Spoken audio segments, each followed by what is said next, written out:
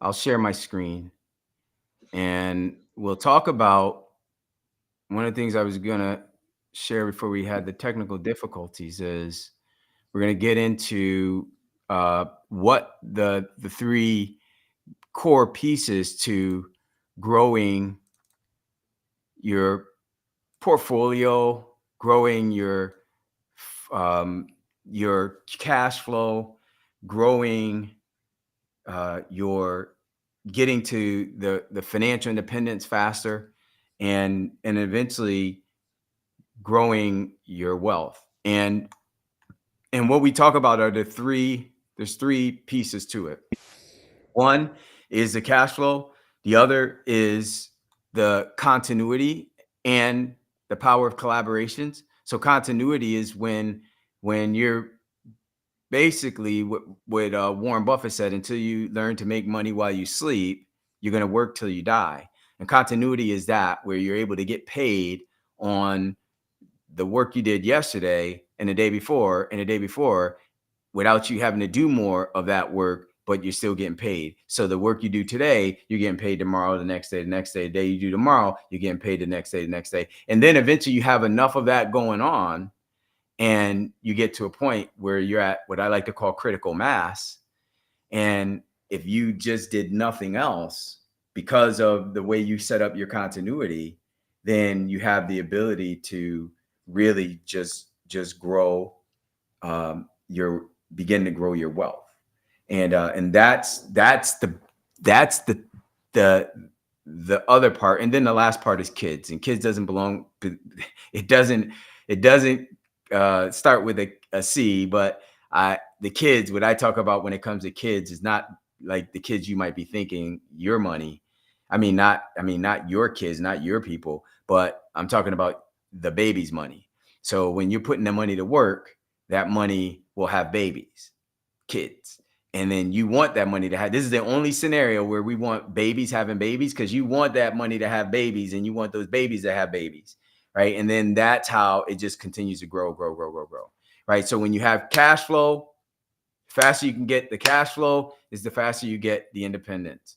The faster you get the independence, the more time and resources you can put in to continue to grow the cash flow or the thing that got you the cash flow, and then also building continuity and collaborations, and then money babies, right? So those three C's.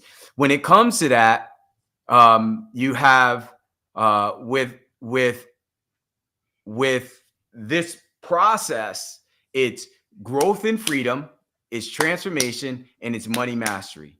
So it's growth and freedom when your portfolio is growing, your cash flow is growing, which and you set it up properly so that you have automations in place so that it gives you freedom. Because one thing we do not, as Sang was talking about yesterday, one thing we do not want to be doing is trading, go on throughout life, just being okay with trading our time for dollars.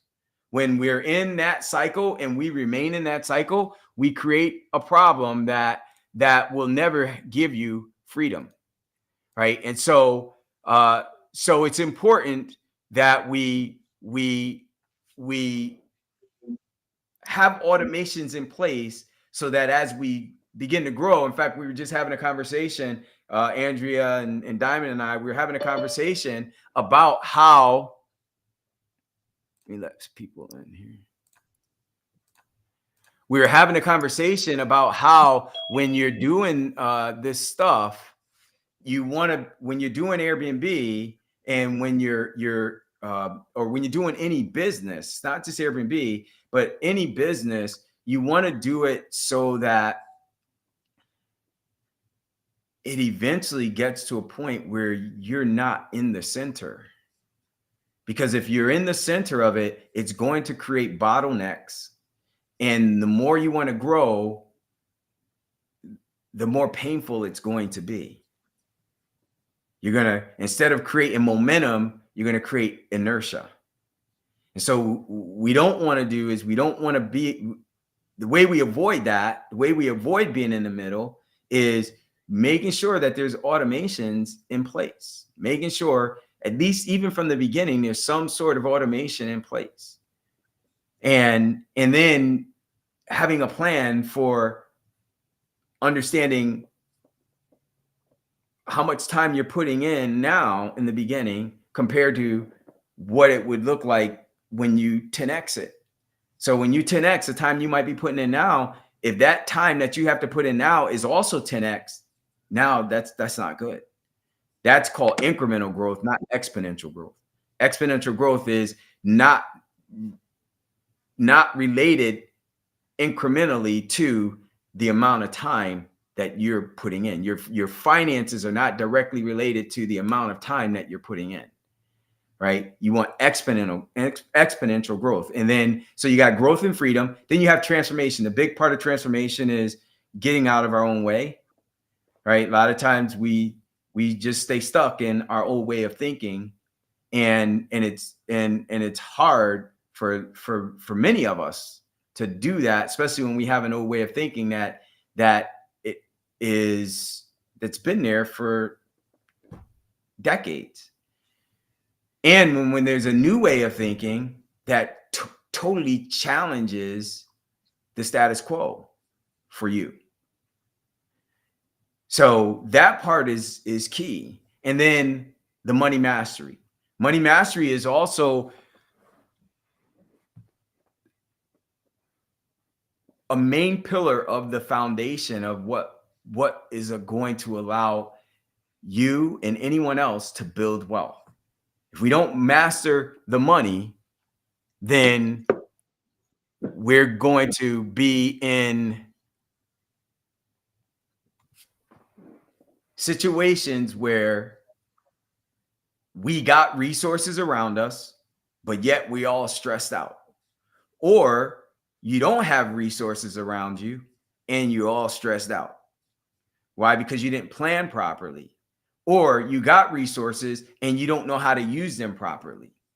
So you're all stressed out.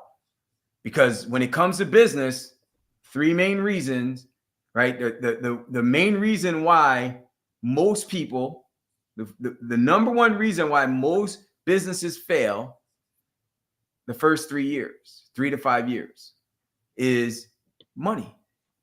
They just run out of money. And then the number one reason why most businesses fail between years 5 and 10 is because the businesses are too dependent on the operator, the owner being the operator in the center. Those are the two main reasons why businesses fail between years 1 and 10. So money mastery is key. What does that mean? One, understanding cash flow, continuity, making those things happen. So getting the money flowing. The other part is gaining access to funds, making sure you got cushion when that money's coming, knowing what to do with it, and also making sure you have reserves. And sometimes the reserves don't always have to be your money. It's cool if it can be, but it doesn't mean it has to be your money. Most millionaires, billionaires, they get there not using their own money.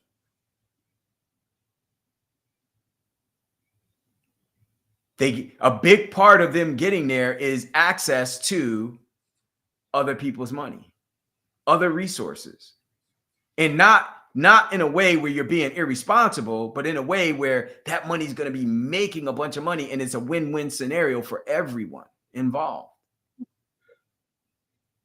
And so understanding how to access that and knowing where and how, right? And then being able to get it at its like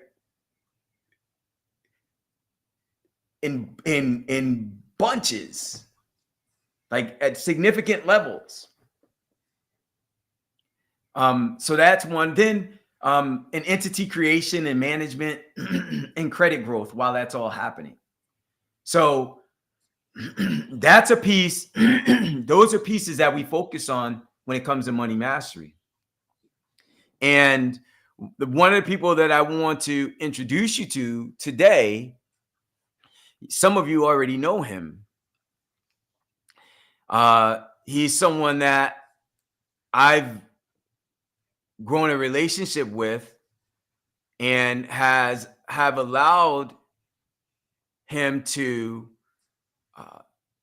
handhold some of you guys through a process of money mastery when it comes to being able to access funds and being able to stop sharing, being able to access funds. All this time I'm thinking you guys can see me and you couldn't see me over here. So being able to access funds and and and also understanding entities and being able to create them, and also being able to make sure if there's anything on the credit side of things, that also gets better, not worse. Because a lot of times when people are building access to resources and funds, their credit drops. And in fact, it should be going up and getting stronger. Because once you got a certain amount of resources, then your credit just gets stronger and stronger and stronger. It's just when you get stuck in that access to 50,000, maybe 60,000, maybe even 75, 100,000. And at that point, it can fluctuate because you may not be doing some things right. But once you get to the point where you're at 150, 200, 300,000 access to resources, whether you're using them or not, your credit, without you doing anything, should be in the low 8s, high 7s all the time. And then there's nothing that you can, and that's at minimum. And then basically whenever you want something or you want to do something, if you need to get access to something quickly, boom, it's there. So and remember, because the reason why most businesses fail, because they don't have enough resources, financial resources, they run out of money. One is because there's a couple of reasons. One, they're not managing. But a lot of times, most businesses are traditional businesses where they go and get a bunch of brick and mortar. They go and buy a bunch of inventory before they even made $1, or it takes forever to begin making $1. And they don't have enough resources to back them up. They're rolling the dice, and they're creating a bunch of things that they're hoping is going to work. I had someone over the other day, and one of the things she was saying was that, man, and this happens all the time. I hear people talking about this all the time. I got this thing that I want to do. I'm going to do. I'm writing this book, and I'm creating this course, and I'm doing all this stuff, and I once I get it done, then I'm gonna put it out there. And that's traditionally how everything gets done. I'm going to go buy a bunch of inventory. I'm going to go get a building. I'm going to buy all this equipment, spend all this money, and then I'm going to go sell a product without even knowing if people want it or not.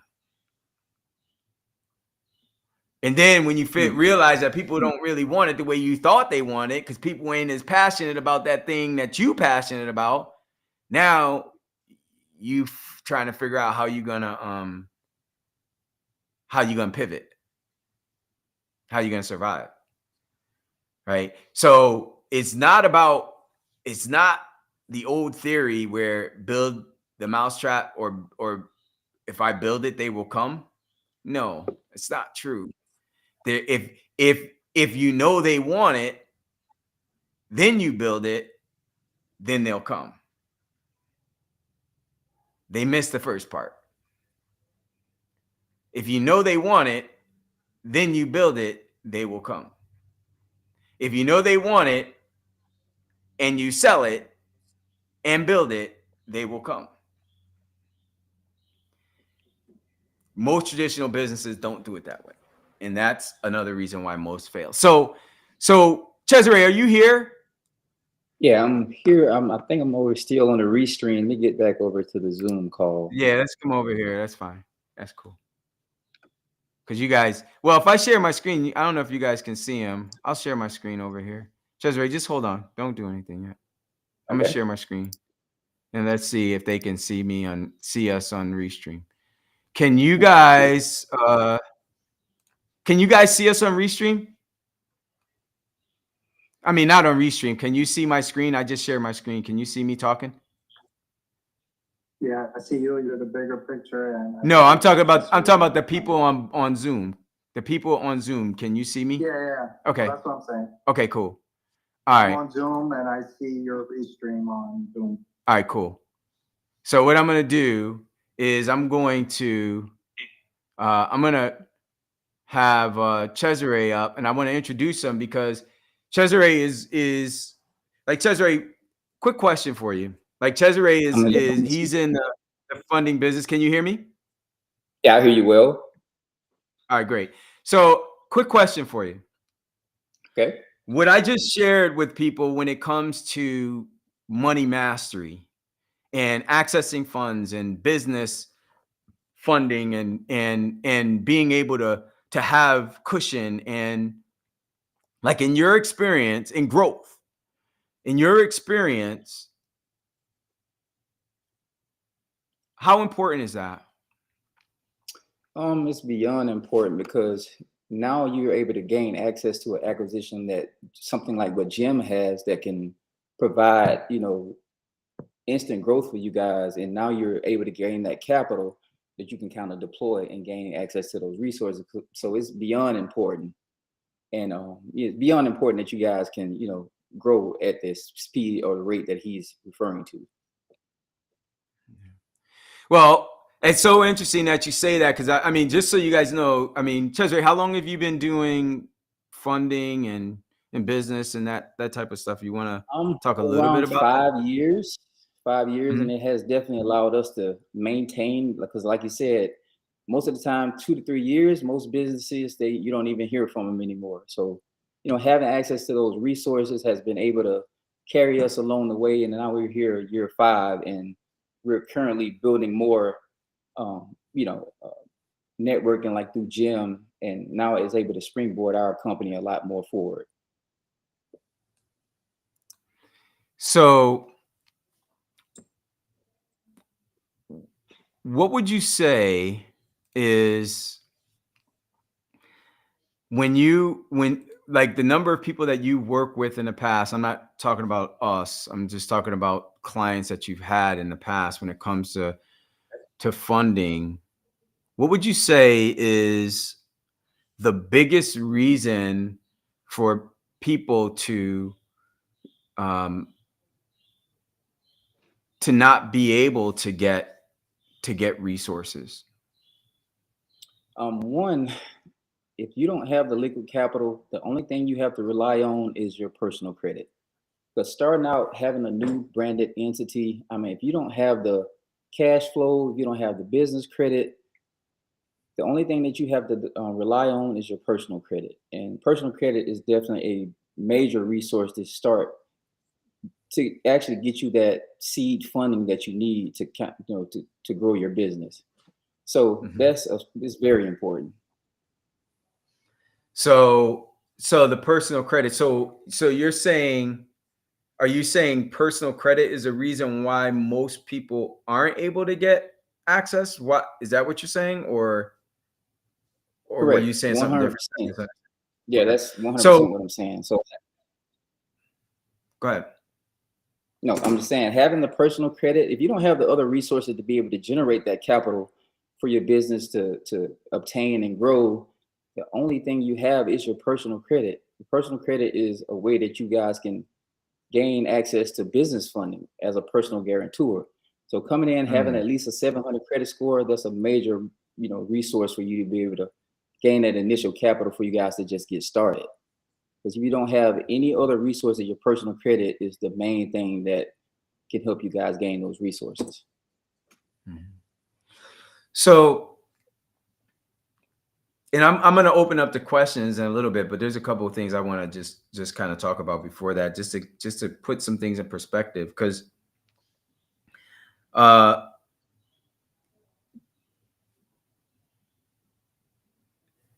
when like I talk from experience, like you guys know how I mentioned when I first started in this space, how like I really was so determined that I just shut pretty much everything off and just got focused. And what I did though during that time, and this is, I had, when I say shut everything off, I had a bunch of rentals. I was telling tenants, I'm not going to be meeting with y'all anymore. You're just going to meet with my team. And then I was telling my team, I'm not going to meet with y'all anymore. You could get on Zoom or text me. Don't call me. I'm not going to lunch. I got to focus because I'm going to be leaving the country in another year, and I'll be leaving the country for a year. And I want to be able to make sure you guys can run this stuff without me. So if you can't do it while I'm here, then you ain't going to be able to do it while I'm gone. We got to make some serious changes. So what I did though, is I went out and I borrowed $100,000. Not that I needed the money, because I had money, but I wanted that extra $100,000 just sitting there. I didn't do it to go use it for anything. I just wanted it as cushion. I paid 24% interest on that $100,000. That $100,000 though allowed me to just have a little bit of extra peace of mind, knowing that if the tenants started acting funny or the team started acting funny, I wasn't going to be making decisions based on me trying to be concerned about saving a rent or two or three or losing $1,000 or $2,000 or $3,000. I was just focused, and I was willing to make that commitment in that calculated risk, because I knew the upside was significantly greater. Right. So what happened next? What happened next is within about 18 months is we had now did our first $100,000 month. We then the next month was higher than that. Next month was higher than that. We ended that year at $1.3 million. And that was starting from zero, with a lot of focus, a lot of commitment, and just the peace of mind of having the cushion. Right. And so and then one other thing I'll just say, like one of the things that helped to grow that side of the business, like some of you guys see my ads. I started with $1,500 in ad spend. $1,500. That's it.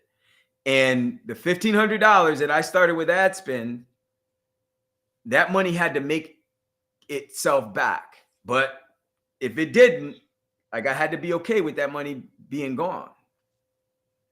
Well, it did make itself back. And you know what I did? I spent it again. And I just continued to just let the money keep making money.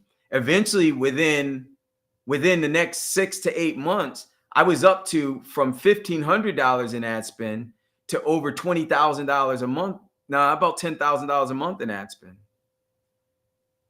To the point where we got to roughly around $30,000 to $40,000 a month in ad spend. About 45,000, I think 50 at our biggest point. And we were spending over $500,000 a year in just ads. But that came from just having the resources to just let it just turn itself. But you got to start somewhere, like Cesare was saying, seed capital. That's the word he used, seed capital. So Ches, when you talk about personal credit, what's the reason that most people, like, are you finding that people, because I hear this stuff all the time. I've heard students like you, there's been some students you work with that went from having zero in resources to having over $100,000 in resources in just like 45 days. I think it was 45 or 60 days. And then continuing to grow from there.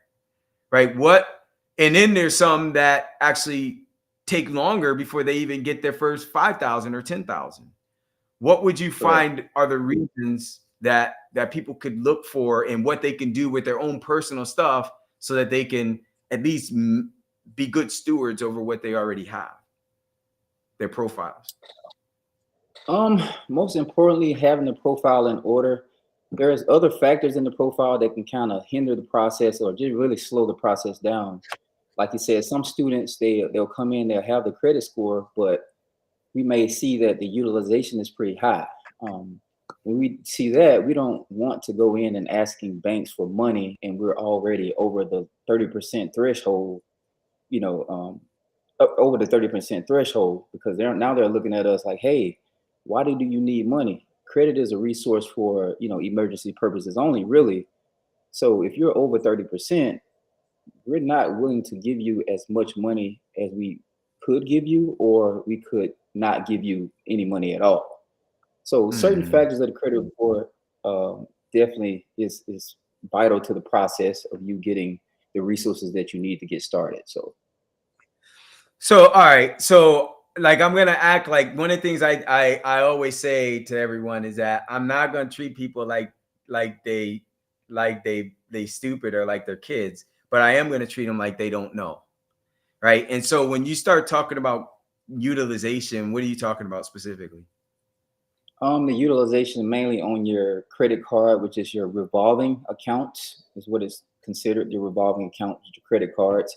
It shows the utilization, and your 30% mark is anything over 30% of your available limit. So just say if you have $1,000, you can't report over, what is it, 300 bucks.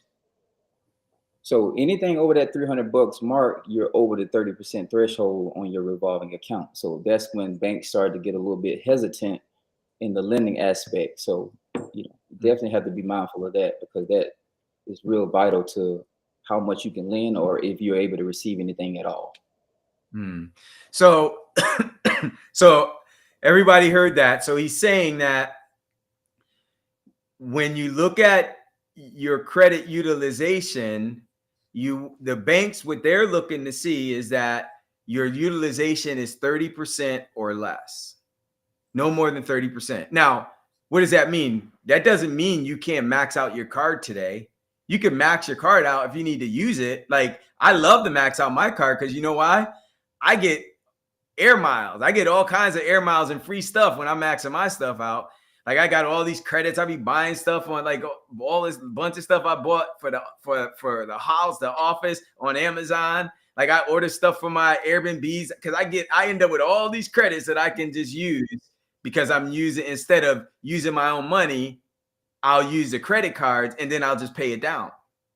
So you could have maximum, and then, but do you want to talk about, Desiree, like how they could, if they got a high utilization, how they can make sure when the banks see their utilization, it's 30% or less? Absolutely. So if we run into that issue, there's a couple of ways that we can solve this issue. One, if you got the capital on hand to pay it off and reduce the utilization. Other hand is we have a special way of actually getting that utilization down. So just say if you have another card that has the statement has posted already, and you have more resources available on that card that you can apply to the one that's over the 30% threshold, that's another way that we can kind of leverage that capital. We call it robbing Peter to pay Paul, just to get that utilization down. So once we get it under 30%, and the bank look at us as more of a bankable, person now, that they look at us as more of a bankable person, we can now go out and get the high level limits of funding because we got the utilization down. And that's just one factor when it comes to the things that we look for in the credit report that makes us more bankable. You definitely want to go in and have any derogatories like charge-offs, late payments. Late payments within 2 years, it will always affect the process, because banking look at it as if you have anything inside the 2-year mark, you're still kind of maybe dealing with some type of financial issues. So there was a few things that you shared in there. There's one thing that I really want to point out, though. is when, and this for everyone, what he was saying is when you are maxed out, like when I max out my cards to get those points and everything, I got up until the payment the statement closing date to pay that stuff down. Right. So my payment date might be, my due date might be the 14th and the closing date might be the 15th or the 16th. I make sure I pay it down on the 14th, by the 14th to 15th, because then the bank will see when it gets reported what the balance is on that closeout date. That's what they're looking at. They're not looking at how much you used it throughout the month. They're just looking at what it is when it's reported. Right? Is Absolutely. that right? And yes, and I want to touch on that. Definitely what he's saying. Your statement date is the most important date on anything that you finance, because that's when the statement closes and it gets sent to your credit bureaus. So once the credit bureaus receive it, that's when they post it for other lenders and whoever else to see what's going, you know, the nature of your credit profile. Right. Okay. So one of the pro tips that he mentioned earlier, though, he was like, if you got an extra card and you may not have the cash at that point that statement date is coming up, and you needed to move some stuff around, the other one might have a statement date of the 20th, and you have zero balance on that. Right. And you got full availability, you can now move the money from that card to the other one, so that when they see your utilization, then what happens is they'll see that the utilization was low on this one. And then when the reporting date on the other one was done, they'll see it's done on that, low on that one. Then your scores are above your 700s. And then when they're above your 700s, they're able and willing to advance you more credit line and give you more money on different accounts. Is that correct? Is that what you're gonna? I don't know if you were gonna say something else. Correct. No, that's correct, because you know statement dates are every 30 days. So once it reports, it's not going to report again until the next following 30 days. So you can always mix and maneuver your money and just really play it on the statement dates. You know, if we run into the issue, you know, hopefully we don't have to, but you know, if so, that's, you know, we have that resource. Our thing is, we're trying to get you funded so you can acquire something that's going to help you guys, you know, pay you guys forever possible. You know? Yeah.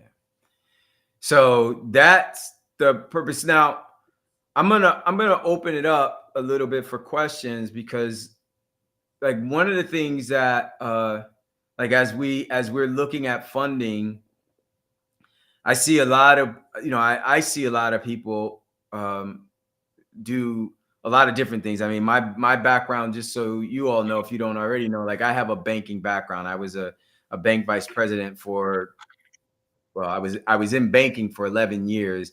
And I was a bank vice president for a few of those years.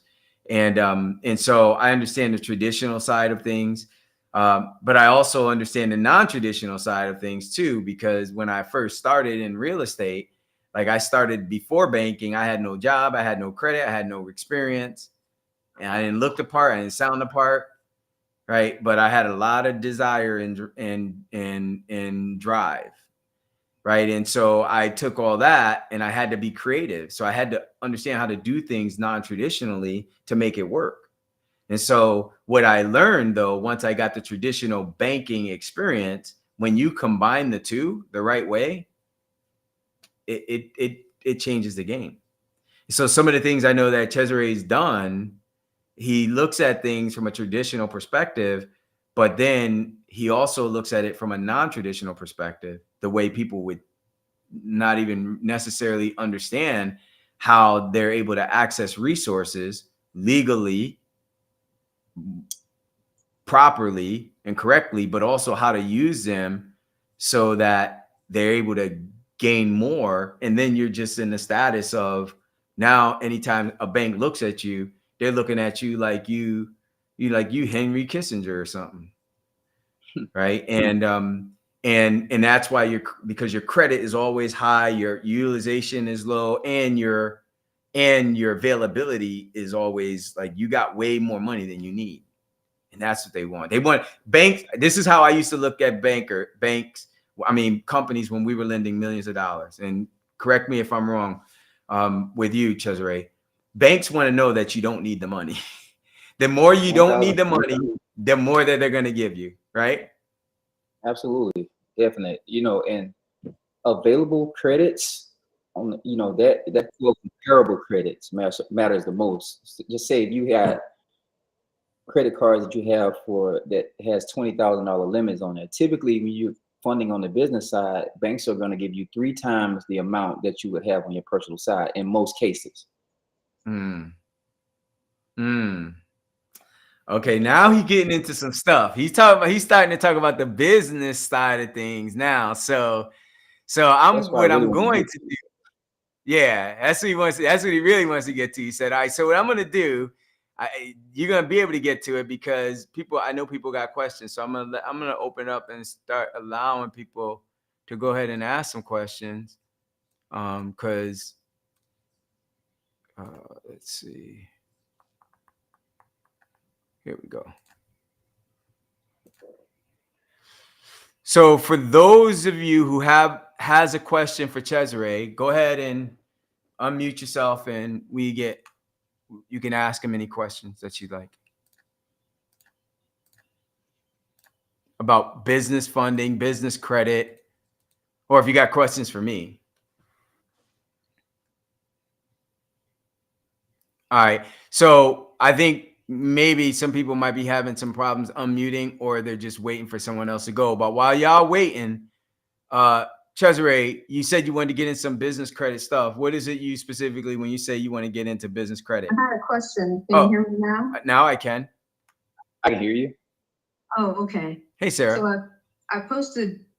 Hi, thank y'all for hosting this today. Mhm. I posted several questions in the chat. Oh, But I do want to pivot away from the questions in the chat to ask about funding as well. So how do you perhaps negotiate if you have, like that seed money, maybe about 1,500 or so? How do you maybe negotiate with, the landlord or so forth to make a deal knowing that that credit won't be there? And are there different things you can do that are credible, that are legal, that you can work out with the landlord if you know that credit worthiness is not going to be there? okay. So but you can make a legitimate strategy. Okay. So that's a question for me. And you're talking about if you don't have so if you're talking about you don't have the money for your rent and security deposit, is that what you're talking about? You know how they, like on Zillow, they're wanting you to put in all of your credit rating, and they're asking you all of this information. Okay. But you've at least got that seed money to start with. How do you go forward from there? Well, when you say the seed, I'm still kind of you're still losing me a little bit. When you say like I've saved like some money to be able to put towards this goal. Okay. Of starting, the rental properties and so forth. But I know it's not a ginormous amount. But Right. when I heard you just share your story just now, it's about a similar amount of where you got started. So my question was like, well, how do I pivot and move forward? Well, the way is that something more? Is that something more what? I'm sorry. I was going to say, is that something more that, you just of a side conversation, because I don't want to take up too much time either. Yeah, so, I mean, it's different than the funding conversation. That's more of a how do you get started if you're working with limited resources? Is that kind of what you were asking? Yes, actually, that's exactly what I'm trying to say. Yeah. So, I mean, what I always recommend is it's one of two things.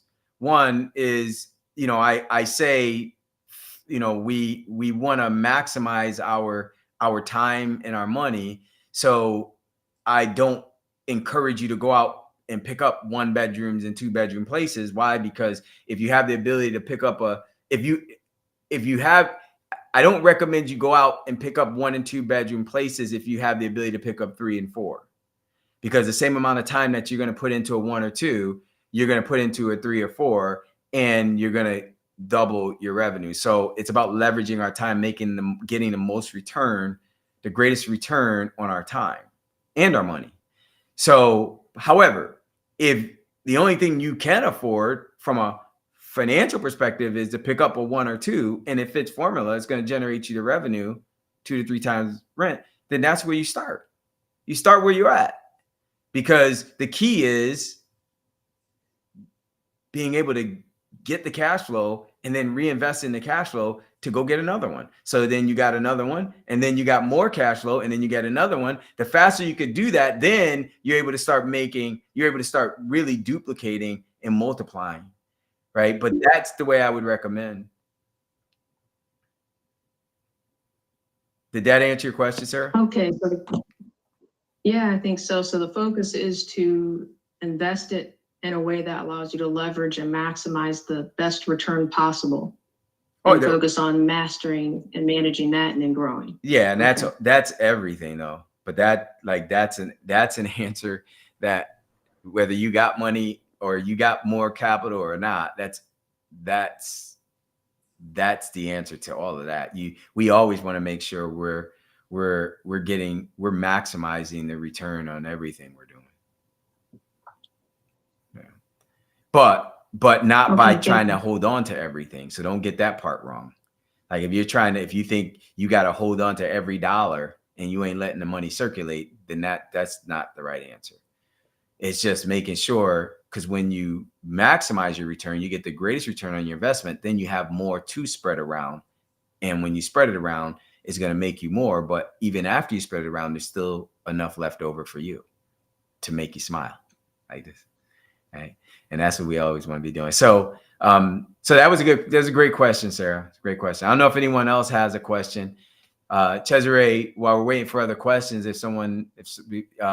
go ahead and talk a little bit about the business stuff you wanted to talk about. Okay. I don't know if any people that may have any questions about anything business related, but I just want to start here on the type of business funding that you have access to. I know most students may come in thinking about, hey, I'm coming, I want to get this business loan, or mainly the business loan is what they ask for. But typically when it comes to business loan, you want to have they're expecting you to have at least 2.5 years of tax return available. And majority of us don't have that, because some of us don't even have an entity even structured. So majority of your business funding is going to come from high limit credit cards. That's what we typically go after. And we have our special way of being able to allow you guys to deploy those resources just as well as you would be using a business loan. And I always mention to people too, starting out acquiring your first time in business, I don't prefer you going out getting a business loan, because you're already subject to a payment as soon as you sign the papers. 30 days later, now we got to make a payment. Whereas we can go out, get these super high limit credit cards. A few people in the group has already acquired an X amount, so they understand where I'm coming from with this. And typically these cards are going to start out, you're going to have 0% interest over a period of time. It can go from anywhere from 9, 12 to 18 months that you're preserving with your capital in an acquisition can instantly start paying you guys. So you're getting cheap capital to deploy into something, that's going to be a resource that's going to pay you guys over time. And with these business cards, they're not going to show on your personal credit. So, like as your personal credit cards, your utilization is affected as soon as you use $1. Whereas on the business side, it's not going to show on your personal. So we're going to preserve your personal, and we're going to gain access to business capital so you guys can start deploying and utilizing. And the great thing about that as well, the reason why we were able to go to multiple different banks and gain access to 100,000 and up, just depends on where you are. We know where banks pull from. So just say we go to American Express, we know they're going to only pull from a specific bureau, whereas your other two bureaus are now protected. They won't see that you guys have, at least apply for any capital. So now we're able to go to other different banks that we know that pull from different bureaus.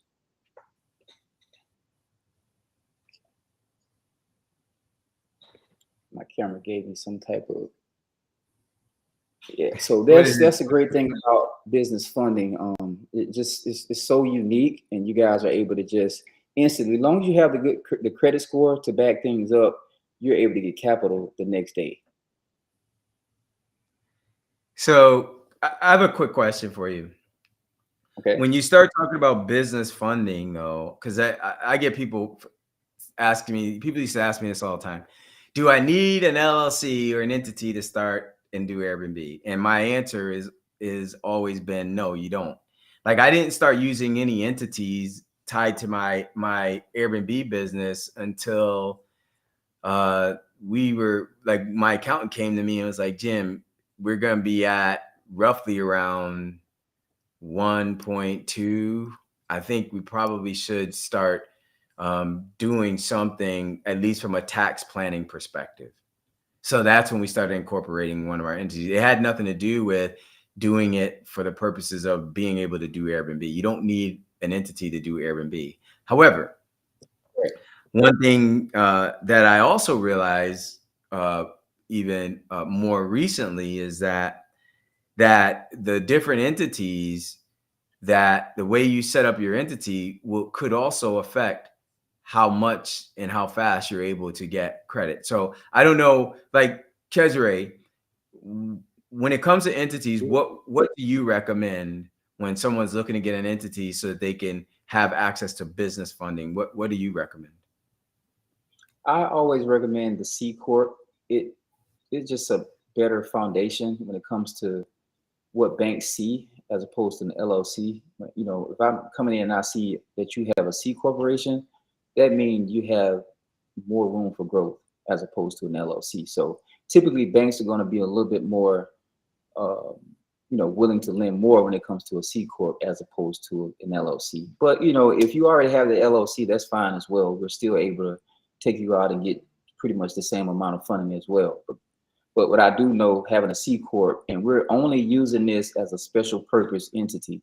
We're not using a C corp to start out doing business under. We're only getting the C corp to get you funding. Like we don't want to get double taxed. C corps, that's double taxation. So we're only getting this as a special purpose, and that's to only get funding. Yeah. So, and then I've seen a lot of people, people that have come to the program doing and already having, or in the process or having some sort of an entity, and like the entity took them weeks to set up, over $1,000 to set up. And I'm like, what did you do? Right.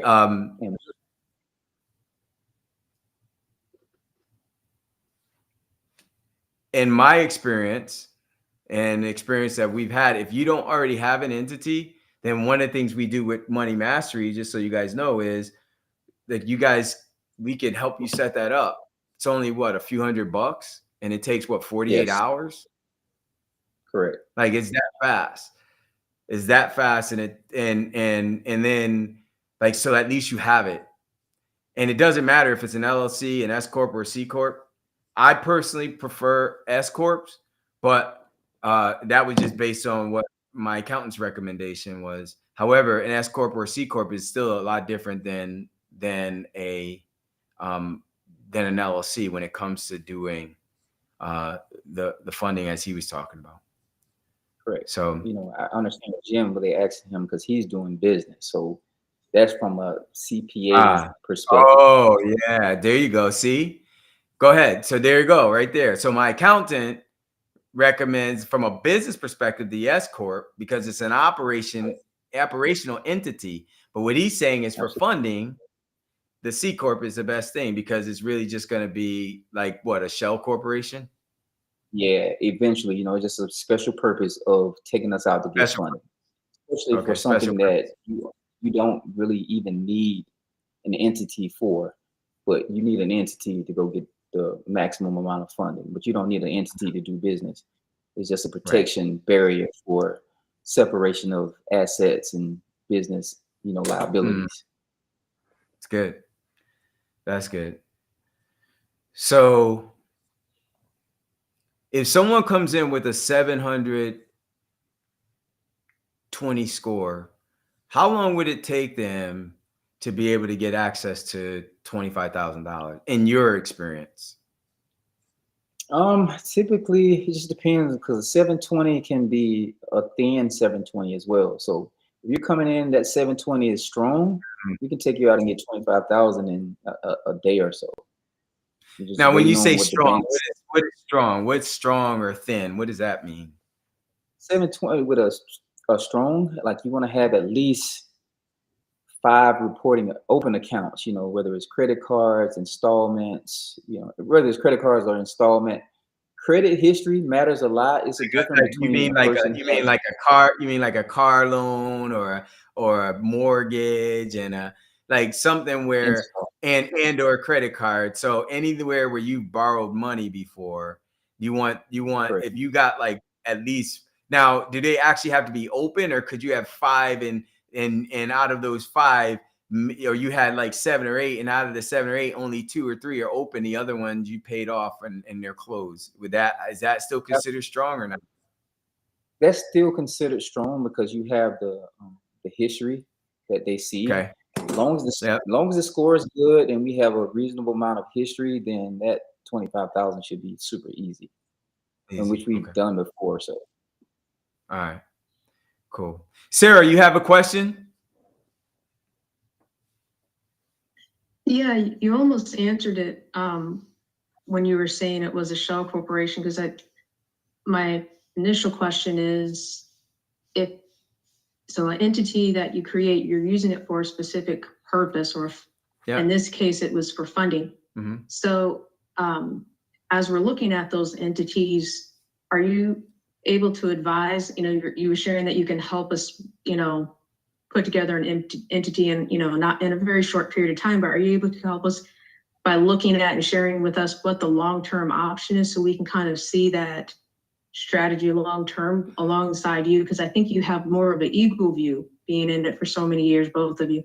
Are you able to kind of break that down a little bit, how you're seeing that and how you walk, people like me through that process?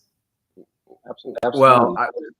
Well, personally, I'm gonna say you make sure well, when you say break it down, like I'm gonna give you all I can give you is the stuff that I did.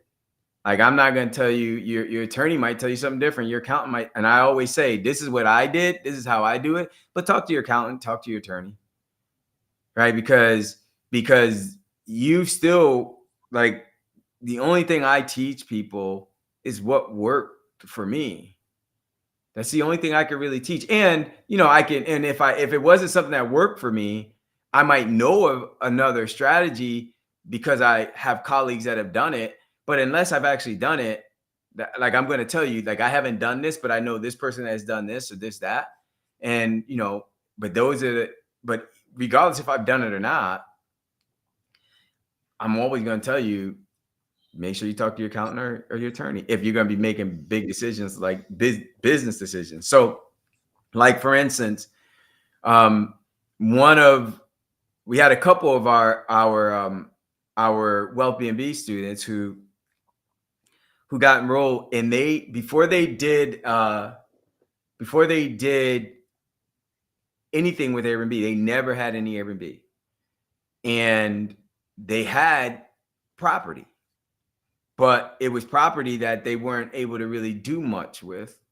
One was actually living in it, and he was just going back and forth from PA to Florida, and he would stay there while he was in PA, and then he would come when he was in Florida. It was just vacant. He did like $100,000 worth of renovations on his place. Did a bunch of money in renovations on his place. This is before he had done anything with Airbnb, and what he realized was that, man, the way he's doing, like if he uses that property in a different way as a business entity, he could write off majority, if not all of those renovations that he did, that he wasn't going to be able to write off. And he talked to his accountant confirmed everything I was telling him, I'm just gonna tell you, he saved a whole lot of money this year. Like, he made a lot of money. He made a ton of money, not just with Airbnb. The majority of his money that he made was in his other gifts. But the majority of the money he saved on that money that he made was because of his Airbnb portfolio. Because now that allows you to come and go. And as you're doing all these things, as long as you're writing the stuff off properly, that's why you got to have an accountant. Make sure you're writing it off properly. All these expenses that are related to your travel and all this other stuff, you're able to do that now. He was doing that in the first place, but he wasn't able to write it off because it wasn't business. Now it's business because he's going back and forth checking on his stuff, right? And so when it comes to these entities and understanding how to operate, it's like when you do it right, you have multi-level benefits. We're getting ready to head out to Jamaica. We're going to be flying out to Jamaica. I got a couple of students that'll be flying out to Jamaica with me on Friday. One's leaving actually tomorrow. The other one's leaving on Friday. And guess what? It's all a write-off. Me too. You going? Yes, sir. Oh, when you leaving? You didn't tell me. I told you that as long as I'm okay today, I'm going. But I already have my flight and everything. Lord, you told me if you were okay, you're gonna go. You didn't tell me, Jim, I'm in. Now that's the first thing I'm hearing. All right, so praise God. So now we got three. We got three. So we'll do some more planning because we were just doing a little bit of planning before we jumped on. So we'll talk about. So now we got three. But think about this. Like Millie used to travel back and forth to Jamaica. Guess what? It's now a business expense. Why? Because she's got Airbnbs out in Jamaica now. So she's now going to check on her stuff, and all that stuff is a write-off. Where before it was an expense. So it's a beautiful thing when you do it properly. You just have to have a businessman's mindset and understand the purpose of money. The purpose of money ain't just so we can pay our bills. The purpose of money is not just so that we can go and buy a bunch of stuff to make us look and feel good. The purpose of money, from a wealthy person's perspective, is for the purposes of making more money. That's what money's for, to make more money. And then you get to a point where you don't even think about making money because that's just what it do. And now you could just live freely, be rich and rested instead of balanced and broke. All right. So that was good. Sheldon, you got your hand up. What's up, brother? What's going on? Can you hear me okay? Loud and clear. How are you, friend? How are you? Perfect. I'm doing great. I'm excited. Awesome. So as far as funding, in my situation, I'm in the process of increasing my credit. But as of now, my wife's credit is better than mine, but I'm the breadwinner. How can we utilize, or is it even possible to utilize her good credit with me being the breadwinner in order to get more funding? Absolutely. That's definitely beyond possible. I would definitely advise that, you use her as a funding leverage where you guys can gain access to the capital. So most definitely, it won't be an issue. A lot of times banks look for stated income. So it's based off of what, you created an entity. Now it's all about stated income of what we could potentially make by gaining access to capital and to fund our business. So, and we can also use household income. It all varies, man. You definitely can gain access to it, no issue, even though that you are the breadwinner. Okay, perfect. That's a great question. I'll reach out to you after this. Yeah, that's a great question because most people feel like and Sheldon, I wish you would have told me that earlier as well, because some of the other stuff that you recently did could have been a little bit different. But I've seen most people where, not most people, I've seen a lot of people think that, that they they just don't have access because it's all just about them. And what he just said is his wife's credit is much better than his. And remember, the point is not so that you can you're not the purpose of money is for what? The purposes of making more money. And so if you have a better profile, your wife, like, it's a better profile, that means you have access to more money, which allows you to do more things, right? It allows you to take advantage of more things. And remember, the same example I gave with Sarah earlier, just with the Airbnb. If I can get a 1-bedroom or a 2-bedroom, and I can also get a 3 or a 4-bedroom, I can afford to do both. Our best bet is to get the 3 or the 4 because we're going to use the same amount of time and not significantly different money, honestly, to get the 3 or the 4. And the key is leveraging our time. If that's how the ultra wealthy become ultra wealthy. It's not, they might be making 100 times, 200 times, 300 times, 1,000 times more money than we might be making. They're making billions of dollars a year. But it ain't because they're 100 times, 1,000 times, 1,000,000,000 times smarter than we are.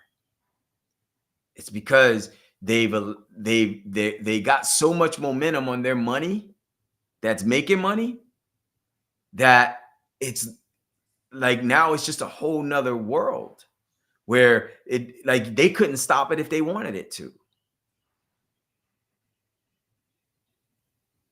So and that just comes from, again, learning to leverage their time, continuing to take the money and put it into things that are 10x and 20x and 30x and 40xing, 50xing.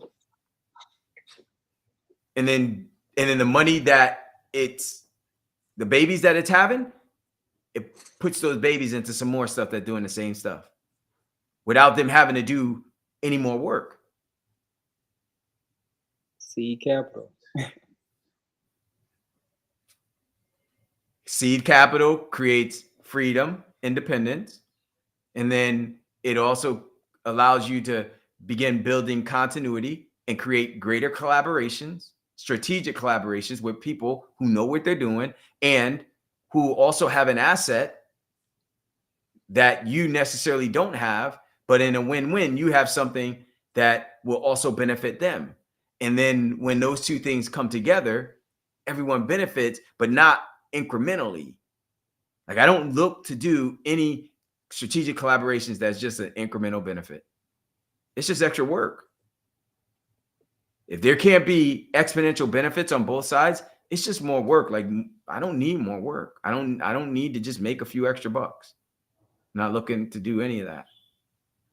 But if it's a 10x effect, a 20x effect, 100x effect, then without me rolling the dice like gambling, then I'm open to ideas and thoughts, as long as it also fits inside of my wheelhouse. I ain't trying to have all kinds of these other, multiple streams of income where it has nothing to do with the stuff I'm already doing, or like there's no synergies whatsoever. It's just something totally new.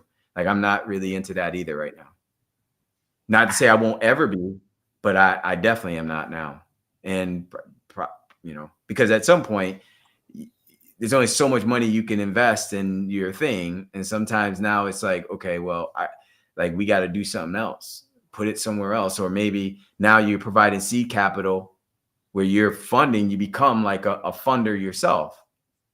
That's some of the conversations that we're having as well, where we're going to be using some of our own funds to help some of our students do some things possibly. Right. So, but that's still all in-house, but seed capital, but remember, now think about it. You guys got family members, you got kids, you got, family members.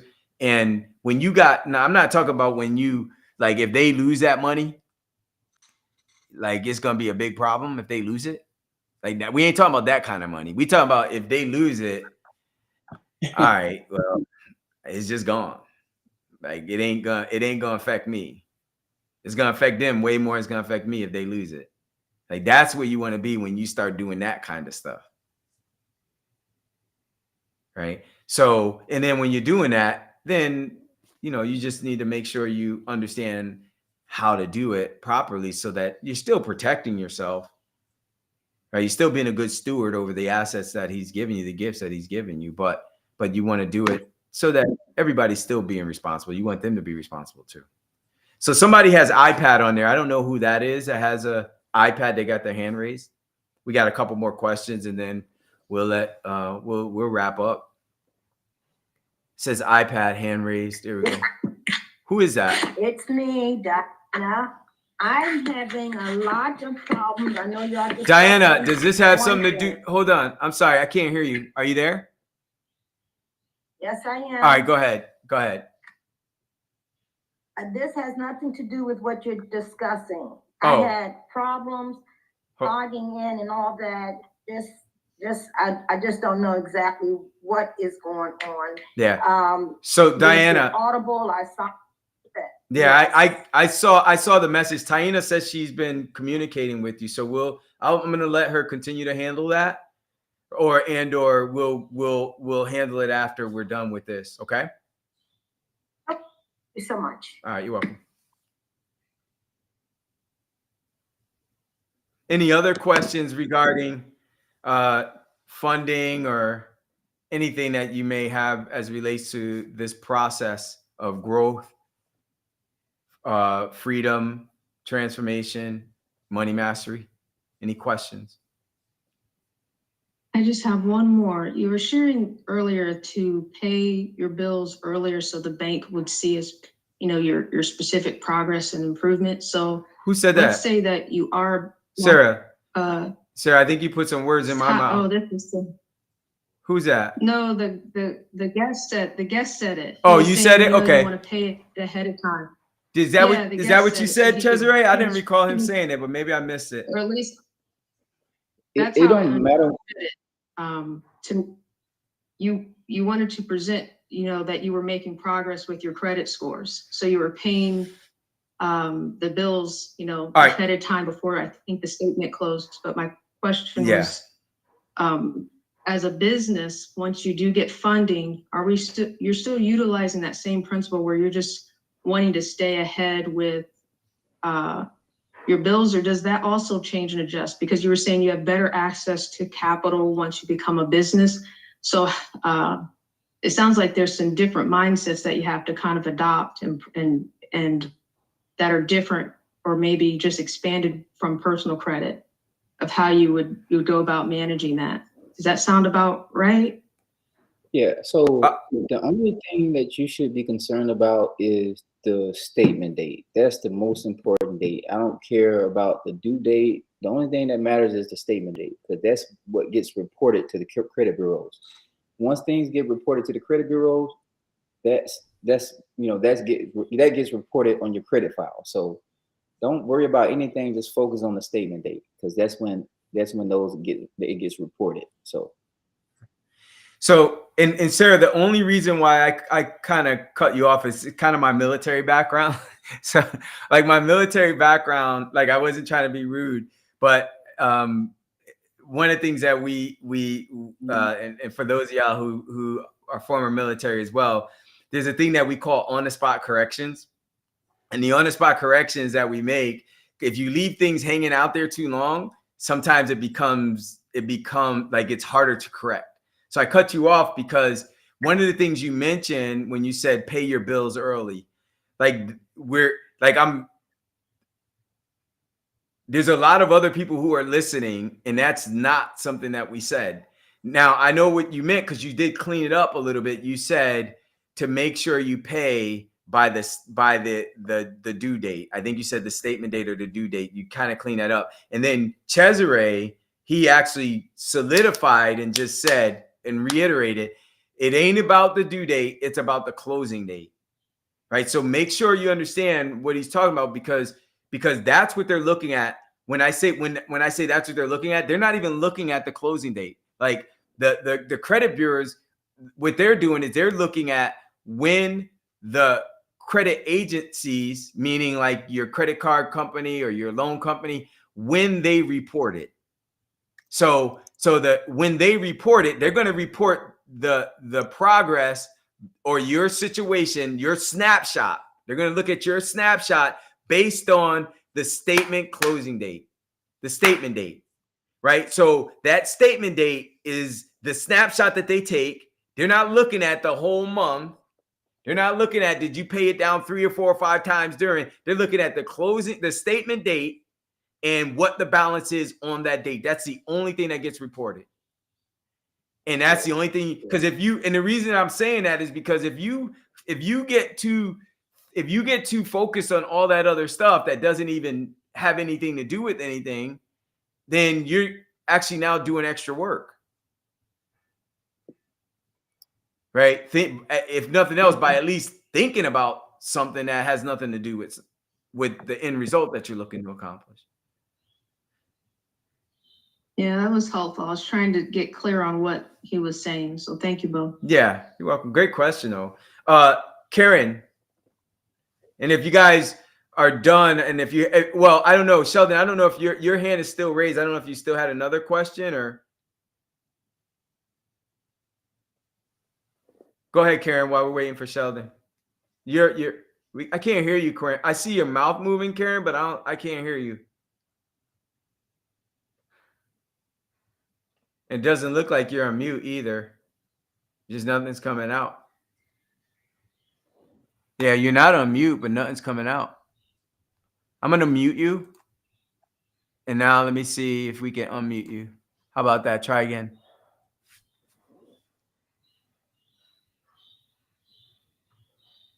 Nothing's coming out. I don't know what's going on with your sister. And Diana, you have another question related to this? Or is your hand just still up? Yes. Okay, hey. Yes.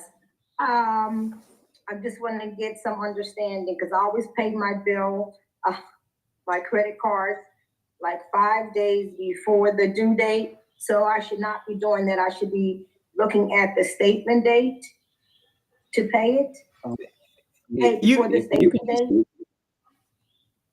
You could pay it early. Go ahead, Cesare. No, I was just saying, to be totally clear, just pay it off. Don't use it if you don't have to. And once that statement date reports, then it's going to report it to the bureau. So, I mean, just don't use it. My best advice. Well, you're saying, wait, hold it. Let me make sure I'm clear for what you just said. Are you saying once she pays it, don't use it again until the statement date is what you're saying, basically? Or you're saying don't use it at all? Just to kind of clarify and clear every question anybody has. But if you have to use it, pay it once the statement date reports. I wouldn't use it until maybe 2 or 3 days afterwards because you can still use it and it won't report into another 30 days. So just focus on the statement date. Just every card that you have or whatever you have, just call that lender and say, hey, when is my statement date? And always write, we write our statement dates on the wall. So we know like, hey, statement date is coming up.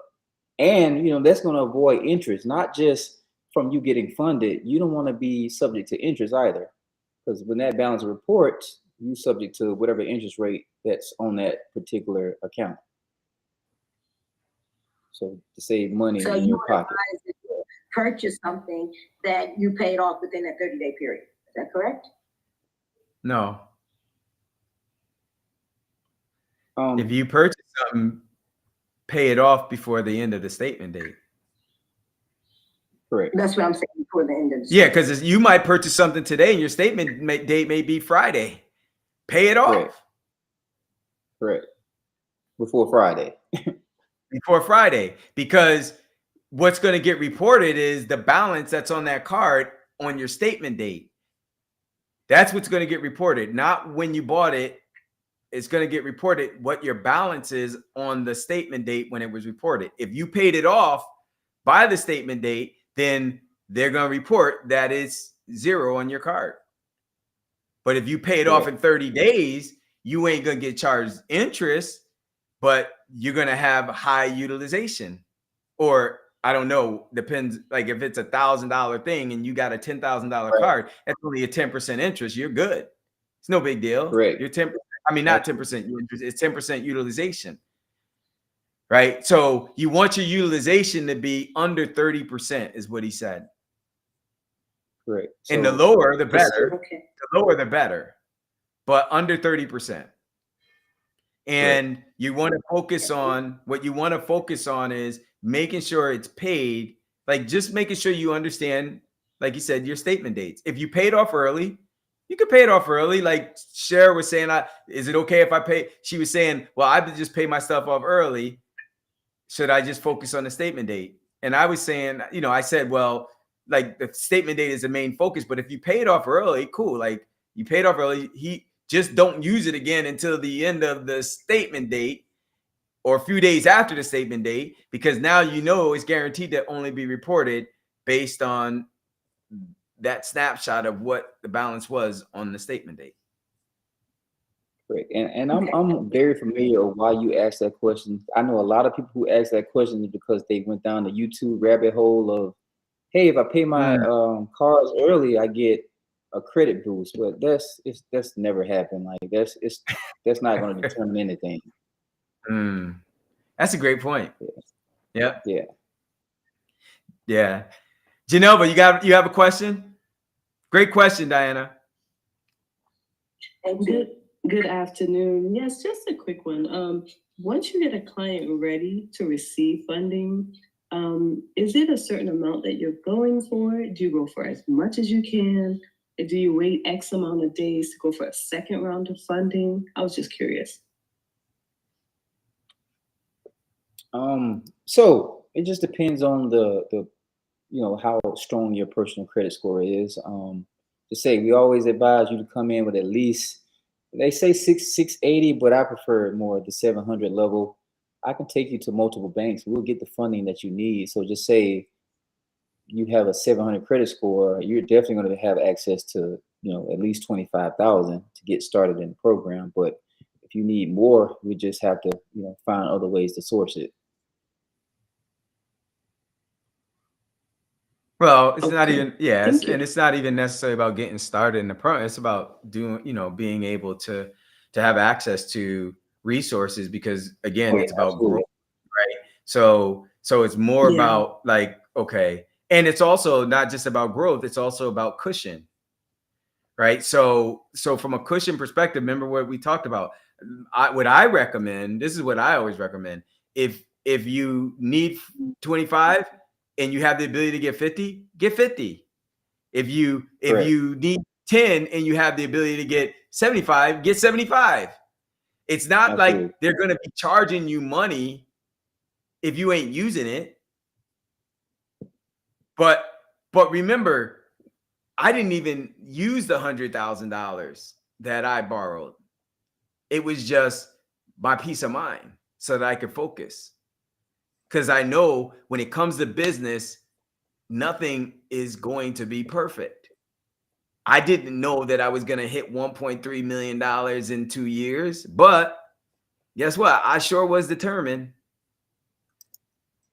And I knew that if I could just be focused and not be all over the place, I'm going to give myself the best opportunity, not stress about some silly things, trying to change my world, turn my world upside down. And then, you know what it's like who all knows the saying, don't ever go to the grocery store hungry. Why is that? Y'all know why? I've done it. Anybody? Nobody? If you go to the grocery store hungry, you're going to be buying all kinds of stuff because you're hungry, stuff you don't need, right? It's the same thing. You want everything. Yeah, you Yeah. want everything, right? Stuff that you really shouldn't have, and if you weren't hungry, you wouldn't be buying. It's the same thing. Like one of the first lessons I learned being a landlord, a young landlord. I was a landlord when I was 20, 21 years old, something like that, 21. And as a young landlord, guess what? Like my cash flow was don't talk to my wife about it, because my wife would be like, what cash flow? What cash flow? It's like she was there from the beginning. Now I talk about cash flow. What cash flow? There was no cash flow. And the one lesson that I learned though is don't rent. Don't be going out renting your places when you're desperate for money. Like you have to be very, very disciplined, because you make some bad decisions when you're desperate for money. Correct. Right. In the back of your mind, everything about that tenant is the wrong thing. Like, and you trying to find ways to justify how it's going to be the right thing because they got their first month's rent and their security deposit, and you could really use that first month's rent and security deposit right now. But what I learned when I made those decisions is that all money ain't good money. Y'all heard that before? I've said it before. In many cases, when it comes to Airbnb, all money ain't good money. Why? Because sometimes that money is going to just make your life a living hell. That ain't good money. We're not in this for that. We're in this for our peace of mind, and we ain't trading it for dollar signs. So it's the same thing when it comes to when you're growing your business and making business decisions. If you got cushion there, like that 24% interest, it was well worth it, because I was making good, rational business decisions, not having to do this and run around doing all this stuff because I'm worried about, oh, how am I going to pay for this? Or how am I going to pay for that? How am I going to do this? Or what if that happens? No, I got cushion. I'm good. Absolutely. Opportunity cushion. costs. Yeah, opportunity costs. And in that part too, like when we came out to Florida, one of the things when we came out to Florida, we picked up a bunch of Airbnbs. This guy contacted us from Israel. And he's like, look, I got this portfolio, beautiful places. They were all in these resorts out in Kissimmee, beautiful places, like mansions, almost, a couple of them. And I was like, this got to be a scam. Like this, let me just entertain this guy. I'll get him on Zoom. Let's entertain him and see, because it just sounds too good to be true. I never say if it's too good to be true. It is too good to be true. That is not me, right? But it sounds too good to be true. So we got on, and he's like, Jim, I've been watching you and all this stuff. He said, look, I got a bunch of places all over the world. Just I'm so busy, and the stuff that I got going on in the US, I just want to back off for a little bit. So if you want to take over the portfolio, you're gonna need $100,000. If you got $100,000, you could take over the portfolio, and these things will and the $100,000 was just a security deposit. It wasn't also the first month's rent. First month's rents were roughly around, I think it was like 30,000 or something combined. So he wanted first month's rent and security deposit. So he wanted $100,000 in security deposit. And when I looked at all the numbers and everything, other than the security deposit, I didn't like that part. But when I looked at the numbers, it made like all the sense in the world to do. So when I talked to him, like I said, okay, this sounds like, I met him. He was very like real. And then I'm like, okay, this is what we're going to do. Sounds good. Send me the portfolio. I'm going to take a look at it. And then if we like it, and I have more than a 50-50 chance of that I'm going to do it, then let's schedule an opportunity for us to fly out to Florida. I'm going to stay in one of the places, and then we'll get around to see the rest of them, and we'll meet your team and stuff out there. Said, okay. A couple of days, I looked at it, conferred with my team, my family. Said, okay, let's book the trip. Booked the trip, went out there, and then everything checked out. And then I said, okay, So if we're gonna do this, I'm not gonna do this from New York.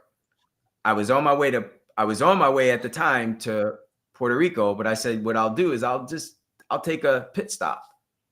We'll take a pit stop. We'll settle in Florida for a few months, get everything up and running. Then we'll head to Puerto Rico, but we'll go back and forth. That's what we said. Back and forth from Puerto Rico, Florida, and New York. We'll just do that. That'll be our trip. Well, we got here. Well, no, we didn't get here. So Florida, after we came and saw everything, I said, okay, if there's more than an 85% chance of us doing this, then I'll get back to you. I'll let you know within the next, couple of days. No, within the next week. I want to pray about it and everything. And then we went back, we prayed about it, and determined that the Holy Spirit said, yeah, this is it. So it fit in with a lot of plans, a lot of things that I was planning anyway. And we made the decision. But what was the opportunity cost? The opportunity cost was if I didn't have the resources, like I negotiated a little bit on some of the stuff, but like I didn't blink an eye when he said, you're going to need $100,000. The only thing I blinked an eye at is that's a little bit outside of what I would normally do for something like this, but it could be well worth it. So I'll consider it. And I didn't blink an eye because I didn't have the resources. One of the things when it comes to building your business, this is one thing you want to have. And this is what I call your war chest. You want to have a war chest. You got to have resources that are there. It's not just cushion for you to just be comfortable. It's a war chest. Like you're going to battle every day when it comes to business.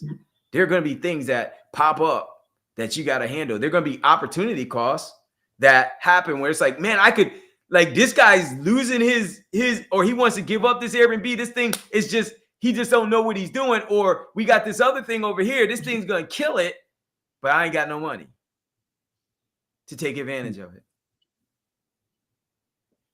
Or there's an opportunity to fly out to Jamaica or to Florida or to Texas or to New York and do some collabs. Everybody there but you. Everybody doing some stuff but you.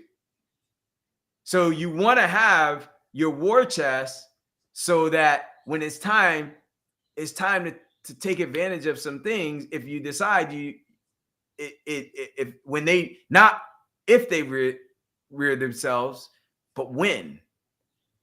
Because we're all going to get the opportunity. Right? We're all going to get the opportunity. The question is, are you prepared when the opportunity comes? And that's my definition of luck. My definition of luck is when opportunity meets what? Preparation. Because we all going to get the opportunity. Are you prepared? If you ain't prepared, it's all in vain. Hopefully that made sense. I don't know if Cesare, you wanna share a little bit something about that? Hey, that makes clear sense to me, man. I feel like that should have hit home for everybody. So Yeah.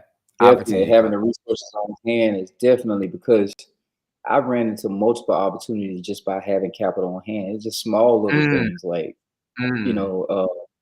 I know one guy came to me, he had a Rolex watch. I'm big into watches and stuff like that. So he was hurting for a little bit of cash and made a reasonable offer. I was able to get it, and I made at least $2,500 from the Rolex just by reselling it. I didn't have that capital on hand, and I was able to acquire that by using a credit card. So look at that. By using a credit card. There you go. Correct. Awesome. All right. Well, Karen, are you up yet? Because I know you had a question. We make this. I can hear you now. Yeah. And then we'll wrap it up. Great. Go ahead, sister. Quick question. Yeah. It's hi, Cesare. Good evening, everybody. My quick question is, I know you said that it's better to have a corporation S or C, preferably if you're only going to use it for money. But if you're applying for credit with a corporation and they want to guarantee it with a personal guarantee, how do they know which member to use? Whose credit do they use? Yours personally.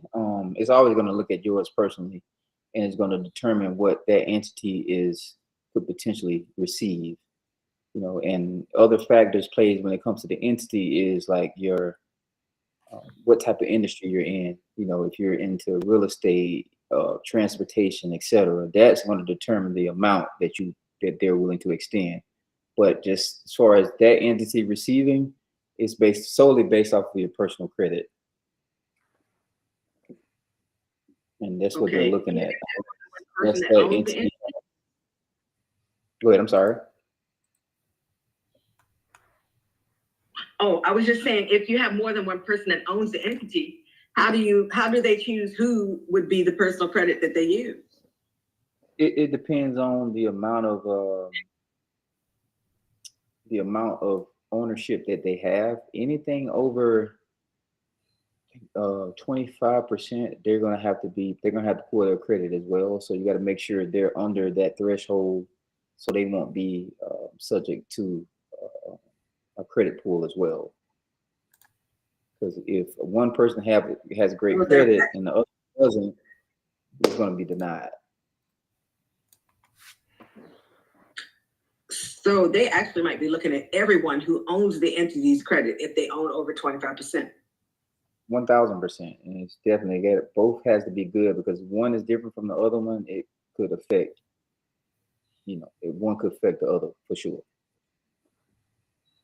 It's a great question. Okay. That's a great question. Definitely an amazing question, actually. Thank you. I didn't know that. Thank you. Oh yeah, no problem. We're welcome. 100%. Awesome. So again, we'll be doing more of this, so you all know. The thing is, it's about really just making. We call this stuff mastery for a reason, and mastery is what my definition of mastery is: being able to execute effortlessly without the use of conscious resources. And the way we get to that point, it ain't about reading a bunch of stuff. It's not about talking about a bunch of stuff. It's about, and it ain't just about doing a bunch of stuff. It's about all of that, but you got to do it. Right. And if you read it, if you talk about it, if you see it, like if you begin to see it, and then you're actually implementing, and the more you talk, the more you do, the more you're around people that are doing it, it becomes now more second nature for you. And so these are the kind of conversations that shouldn't be like, even the basic stuff is all brand new to you. Like at some point it was all brand new to all of us, but because we're always talking about it, always doing it, always around people who are doing the same things, now the things that when we hear things or when we see things, because it also, remember, I'm telling you, I'm always looking at 10X. So when I see things that like goes against the status quo of the way I think, I'm going, wait, I never saw that. And because I'm always thinking or doing, I've done enough of it, and I'm executing effortlessly, and I think I've mastered something. Now there's something else that I can see that, man, if I add this or do this differently, I got another 10X.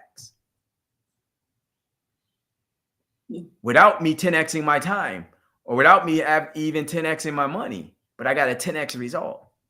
So we're going to be doing more of this stuff with only certain people in the industry that you're going to be creating those kinds of relationships as well with. It may be someone totally different, but at least you understand how the relationships are created and the value of those relationships. So when you go out and you're doing these things that are related to your business, you know what it should look like, feel like, sound like, and how it should operate. That's business mastery, right? Cash flow, continuity, strategic collaborations, and kids. So growth, freedom, transformation, and money mastery. Those are the key things. So was this helpful for everyone? we went a little bit. We went over because I was playing around with technical stuff. Was it helpful? Yes, Jimmy, it was. Great. Cesare, I want to say thank you. You guys give it up for Cesare for sharing his knowledge and information with us, because this is not something he has to do. And he, and the people that I'll be bringing on, they're just people that are doing it because they want to see other people successful that are serious about their futures as well. So, and the same reason he's doing the stuff he does is the same reason we all do the stuff we do. It's bigger than just him. Is that right, Cesare? It's more than just about him. Absolutely, and I definitely I really enjoy what I do. It's this being around money in general it's a great thing. Yeah. Well, so we'll wrap up, and one thing I just thought about that made me chuckle when you said that is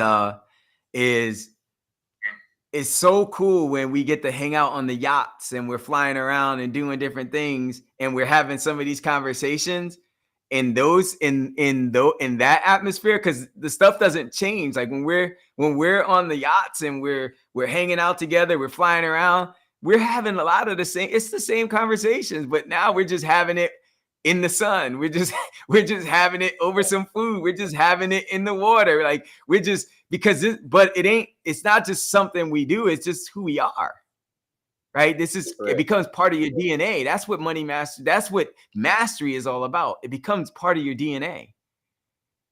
And so like those are the conversations, and it's fun. It's so cool. And when you get around, like when we all come together and you're around, more people that are making like that were where you are maybe 6 months ago or a year ago, and they're like 10x where you are today, right?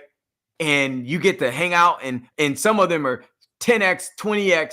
Like you get to hang out and hear some of those conversations and be a part of them and asking questions and being like, it's just so much fun being around a bunch of just cool people, smart people, and people that are just focused and love the Lord too.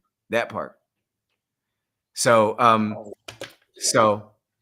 so with that, we're gonna wrap it up. And Cesare, you and I will chat a little bit later. I'm gonna just meet with a couple people, and if you wanna I'll message you and we can connect. All right. All right, awesome. Pleasure as well. Thanks for having me on. Is there anything else you want to say before you leave, or before we close out? I was probably say, once you guys get to know, we hop on these calls together, it'll be a lot more free flowing. I'm not the big Zoom person, but I'm definitely going to become the Zoom guy. You and I having a one-on-one call, we're going to be, it's going to be flowing very well. So. All right, brother. Thank you, man. Appreciate it. Likewise. All right. Thank you as well. Bye.